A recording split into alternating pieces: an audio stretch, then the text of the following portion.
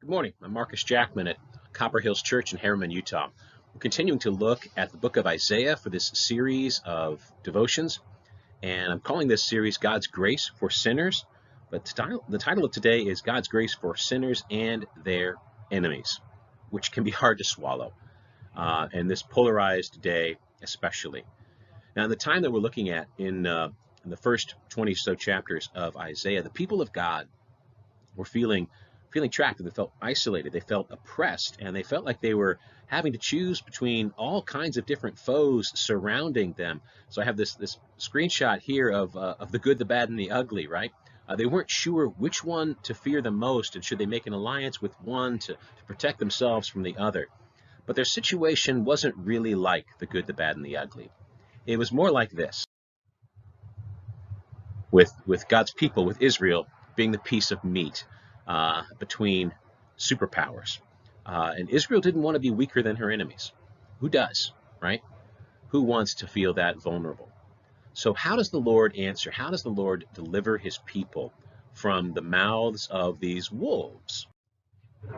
Isaiah 19:23 and 25 through 25 says, in that day, in that great day, when I have remade things, in that day there will be a highway from Egypt to Assyria. Israel's not even mentioned. And Assyria will come into Egypt, and Egypt into Assyria, and the Egyptians will worship with the Assyrians. And that may sound like great news for Egypt and Assyria. It may sound like a wonderful peace, but what has happened to us? What's happened to us, Lord?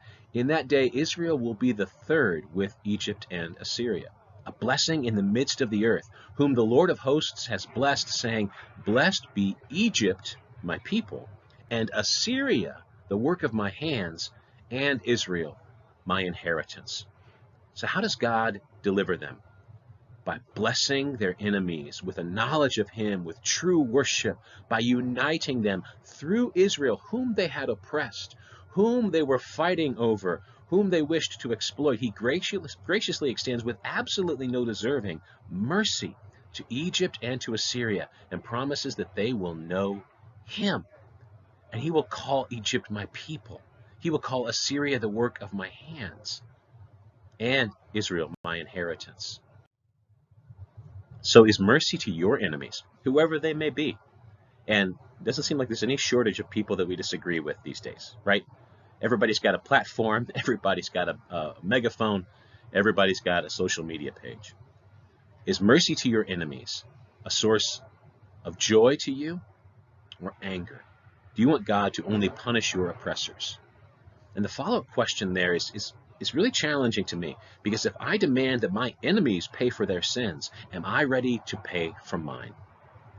That's not what the cross of Jesus Christ says. The cross says Jesus pays for the sins of his people. Jesus pays, none of us can. And mercy flows from that cross. I'm not in charge of telling God where to stop that mercy. This far and no farther, not up to Assyria. This far and no farther, not down to Egypt. He is the Lord. His mercy is grand and great, and it gives us peace and unity together.